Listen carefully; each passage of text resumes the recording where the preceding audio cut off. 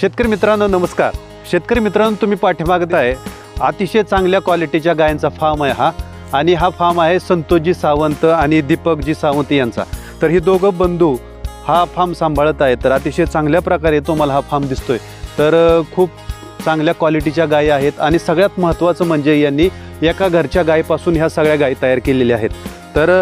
तर त्यांच्या या फार्मचं कसं नियोजन चालतं, त्यांनी हा फार्म कसा उभा केला, शून्यातून ह्या फार्मची कशी तयारी केली, चाऱ्याचं नियोजन कसं करतायत, पशुखाद्याचं नियोजन कसं करतायत आणि एकूणच यांना हा व्यवसाय परवडतोय का, याविषयीची संपूर्ण अशी यशोगाथा आज आपण जाणून घेणार आहोत आपल्या यशोगाथा या कार्यक्रमात.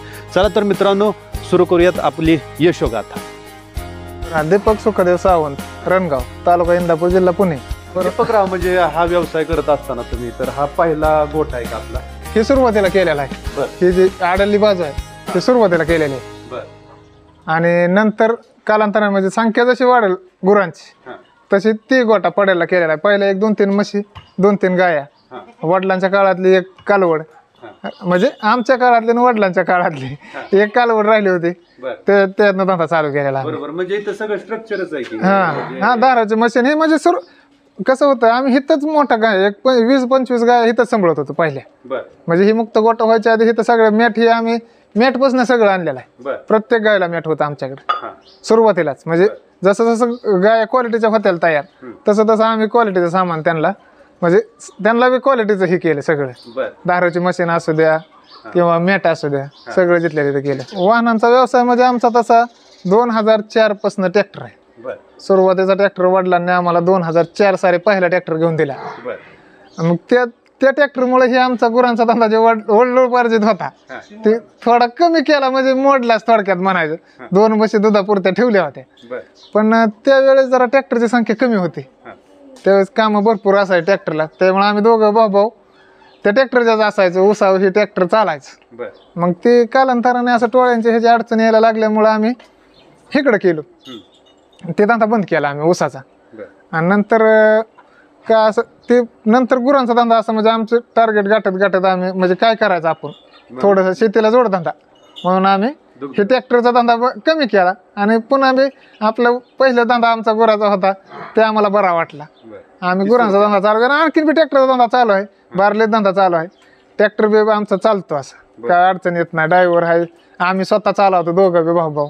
घरचं काम करा, ड्रायव्हर नसतो, घरचं काम आम्ही स्वतःच ट्रॅक्टरवर बसून करतो. गोठ्याची माहिती घेऊ जरा.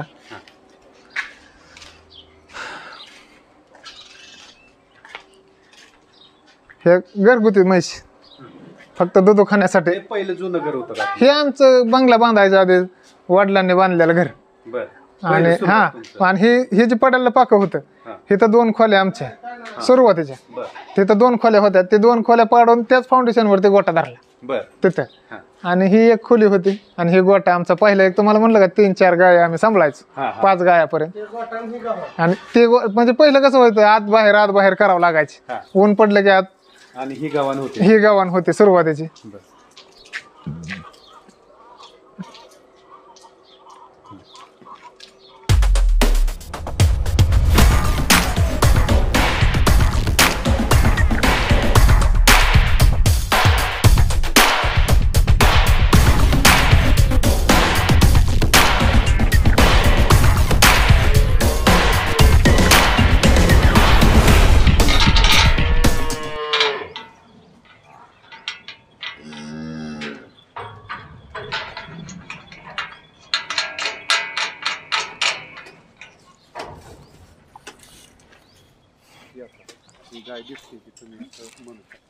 आता दीपकराव, आपण जसं सांगितलं तसं आता आपण गायची माहिती घेऊया. तर ही गाय किती लिटर दूध देते? ही आता 3ऱ्या वेतासाठी गाभण ठेवली आहे हिला.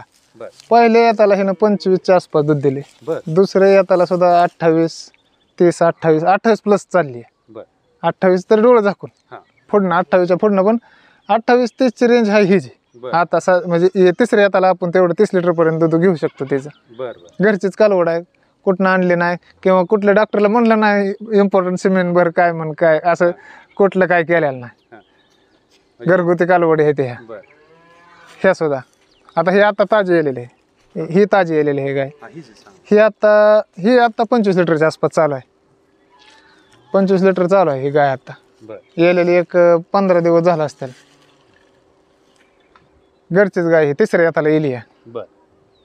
तिसऱ्या येतासाठी येलेली आहे.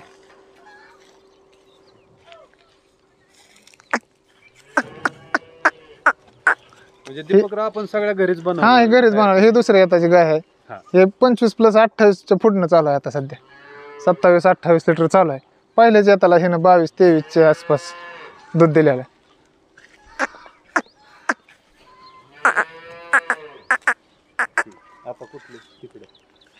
ही जी गाय दिसते तर ही किती हे पहिल्यांदा वेल्याला कालवड आहे. आणखीन आणि कसं झालं, जरा थोडं ह्याच्यात गणित हुकलेलं होतं. सहज आम्ही इंजेक्शन भरलं.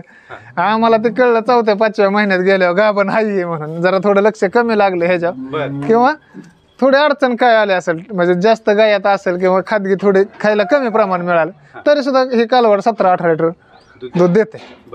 ही गाय आता 10व्या-11व्यांदा येलेली. 11व्यांदा गाय येलेली आहे. म्हणजे 11व्या व्यताची गाय. 37-38 लिटर पर्यंत आपण पिळलं हिला तिच्या म्हणजे काळात. आता थोडं जास्त येतं झाल्यामुळं दूध द्यायचं प्रमाण कमी आलं, पण गाभण राहिला ह्याला एकदम काय सुद्धा अडचण नाही. त्याच्यामुळे आपलं जरी 25, 22, 25 लिटर दूध दिलं तरी अडचण काय नाही. ह्याची चांगली गाय, चांगली. हा, येतं भरपूर दिल्यात आणि तिची पैदास भरपूर झाली. तिच्या कालवड्यांची कालवड गेले ते आमच्यात. कालवडीचं कालवड गेलंय तिच्या. म्हणजे इतकं तिनं त्या गायांनी ह्यांनी हे केलेलं आहे. ही बी आता दुसऱ्यांदा येलेला आहे. ही बी थोडं जरा जर्सी लागते. तुम्हाला म्हणलंय मगाशी जर्सी क्रॉस आहे.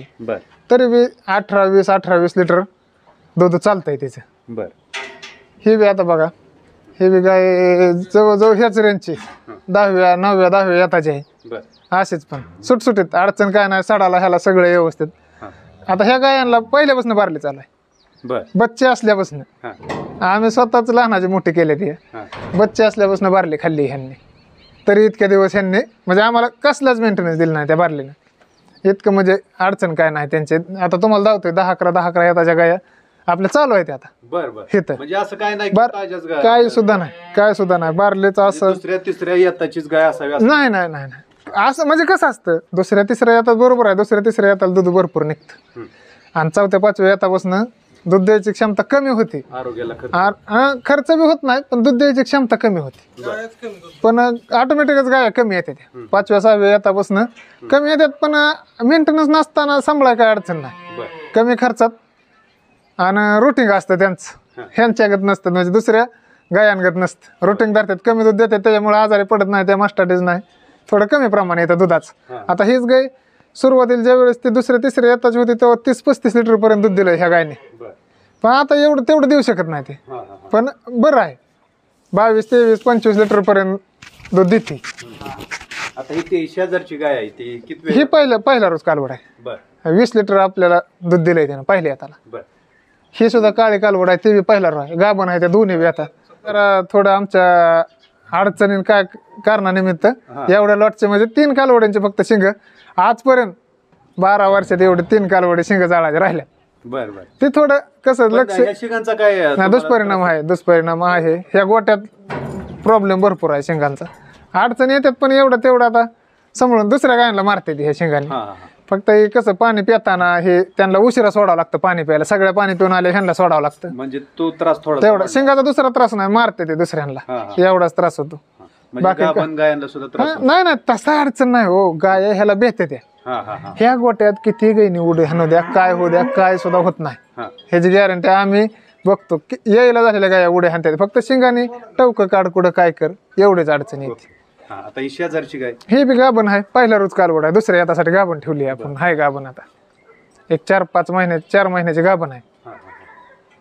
हे लॉटच केला तुम्हाला म्हणलं तसं. थांबा, हे जर्सी तुम्हाला म्हणलं तसं जर्शात मोडतं. म्हणजे डॉक्टरने जर गाभण गाय नाही राहिले तर जर्सी भरलेल्या ती सुद्धा 20-22 लिटर दूध देते. ती अडचण काहीच नाही. ही बघा 12 झालेली आहे. 12 म्हणजे सुरुवातीला आम्ही सुरुवातीच्या गायला झालेलं कालवड आहे. धंद्याचं आमचं स्टार्टच 11-12 येताला इली असेल. आता गाभण आहे, पुन्हा 13व्या येताला आता अरे बर बर. गाभण आहे गाई, एक नंबर गाई. होय ना. सुरुवात म्हणजे 35-38 लिटर पर्यंत दूध दिलेलं आहे या गाईने. आता एवढं देत नाही, आता वयामुळे देत नाही, पण असं ही अडचण तिची काहीच नाही. बर बर. सगळं जिथल्या तिथं. ही तिसरी आता म्हणजे घरचीच गाय. अहो विकतची ह्याच्यात एक सुद्धा गाय नाही. विकत आणलेल्या गाया गेल्या, ही सगळ्या घरच्या गाय आहेत त्या. विकत आणलेली एक सुद्धा गाय नाही. त्यांच्या कालवडांची कालवड ही आहे. ही तिसऱ्यांदा गाभण आहे, आता 6-7 महिन्याचं गाभण आहे.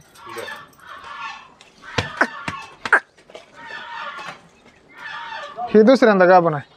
ही दुसऱ्यांदा. हा, एक टॉपचं कालवड आहे. बर. पहिल्या वेताला किती दिली? पहिल्या येताला 25+ चाललेला आहे. बर. 25च्या पुढनं दूध दिलं ह्याने. पहिल्या येताला काय सुद्धा अडचण नाही. एक नंबर मधली कालवड आहे. हे सगळ्यात आमच्या गोट्यातली सगळ्यात शान मध्ये एक नंबर दूध. 40-42 लिटर पर्यंत आपण हिचं दूध काढले ह्या गाईचं. आता आटलेले आहे सध्या, एक 7वा-8वा महिना असेल, पण 40-42 लिटर पर्यंत आपण ह्या गाईला पिळले. तेवढ्या गाई आमच्यात कुठलीच चालली ना आजपर्यंत. हे गाई 40-42 लिटर पर्यंत. त्याची पैदास बी चांगली आहे. आपण तिकडे कालवड बघितली, ती हिचीच कालवड, ह्याच गाईची कालवड. ती कालवड सुद्धा 30-32 चालते, पण ह्या गाई एवढी नाही. सगळ्यात टॉपची गाई आमच्या गोट्यातली. पहिल्या होत्या पण त्या थोड्या विकल्या, पण आता सध्या ही टॉपची कालवड गाई. ही 5व्या येताची, 5व्यांदा आहे. आणि दूध किती दिले ना? दूध 30 लिटर. 30-32 लिटर चालू आहे. म्हणजे आता सध्या चालू नाही, पण तेवढं तिचं टार्गेट आहे. याल्यानंतर तेवढं दूध निघतं तिचं, असं आहे. ही दुसऱ्यांदा गाभण आहे आता कालवड. हे दुसऱ्या येताचे, हे तिसऱ्यांदा गाभण आहे. हे किती दूध दिले ह्या गायने? ही 20 लिटर चाललंय आता. पहिल्या आता 20 लिटरच्या आसपास दिलं. आता दुसऱ्यांदा गाभण आहे. हे आता वाढेल 24-25ची अपेक्षा आहे हिच्याकडून. आता ही गाय ही थोडी क्रॉस मध्ये दुधाला थोडी कमी चालते, पण हाय चांगले. एक 20-22 लिटर चालते. एका इंजेक्शन म्हणजे गाभण राहायला अडचण नाही, मेंटेनन्स नाही कसलाच, दवाखाना कसला, इंजेक्शन म्हणून त्याला कशाला लागत नाही. म्हणजे थोडं जरा क्रॉस मध्ये असल्यामुळे दुधाला अडचण, म्हणजे थोडं तिच्या शरीराच्या मानाने एवढं दूध नाही, थोडं कमी दूध देते. टार्गेट तिसऱ्यांदा गाभण आहे, आठवलेली आहे आता. येली म्हणजे 30-28-30 लिटर दूध बिंदास देते, काय सुद्धा अडचण नाही. फक्त मिनरल, कॅल्शियम, मुरगासापेक्षा बी किराळ्यातलं मकवान, कंसाचं मकवान जर असले थोडं दूध वाढतं ह्यांचं. म्हणजे आता कसं आहे, आता थोडं दूध गाय आटलेले असल्यामुळे आम्ही किराळ्यातलं मकवान चारत नाही सध्या, फक्त मुरगास आणि ऊस चालत. पण ह्या गाय गेल्यानंतर आम्ही कुठनं त्यांना किराळ्यातलं मकवान आणतो. त्यावेळेस आम्ही तेवढं जर किराळ्यातलं मकवान, बार्ली, पेंट आणि ऊस आणि मिनरल आणि कॅल्शियम जर असलं तर ह्या गाया 30-32 लिटर डोळं झाकून दूध देते. काहीच बाकी दुसरं काहीच करायचं नाही त्यांना. लक्ष होते फक्त भरपूर खादगी, भरपूर खुराक, दूध बी भरपूर, असं यांचं सूत्र आहे.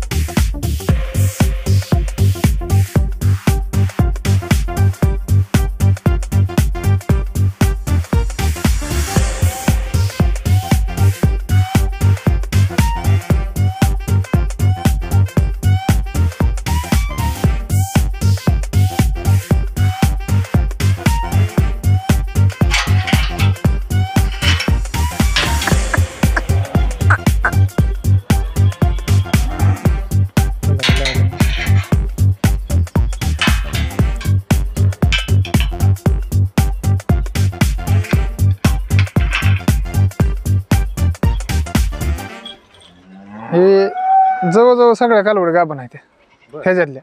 ह्या ज्या कालवड आहेत त्या सगळ्या A to Z 3-4 महिन्याच्या गाभण आहेत ह्या. जातीवंत गायांच्या आपण काय कुठनं इम्पोर्टंट सिमेंट बिमेंट भरलेलं नाही, पण जलमतानाच असे जलम ह्या क्वालिटीचे जलमलेले आहेत तिथे. त्याला काय पेशल आपण डॉक्टरला म्हटलं नाही हे भरा ते भरा.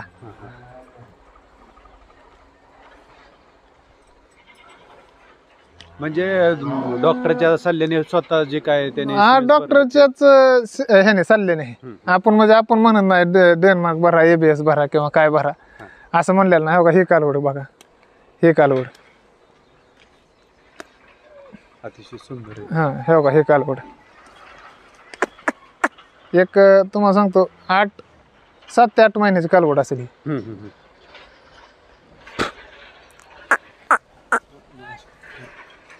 ही गाय आटलेल्या गाय आहेत ह्या.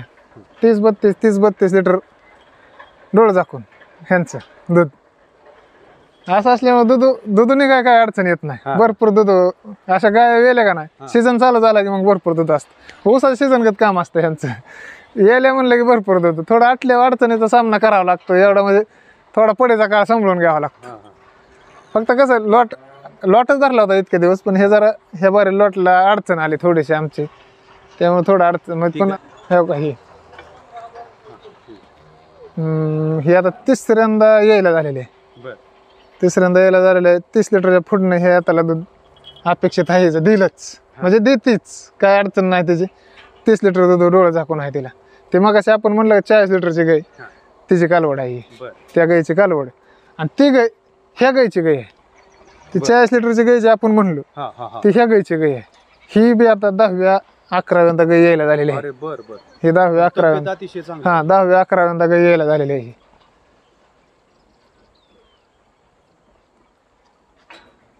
असं दूध मापातच आहे. 22-23 लिटरची गाय आहे.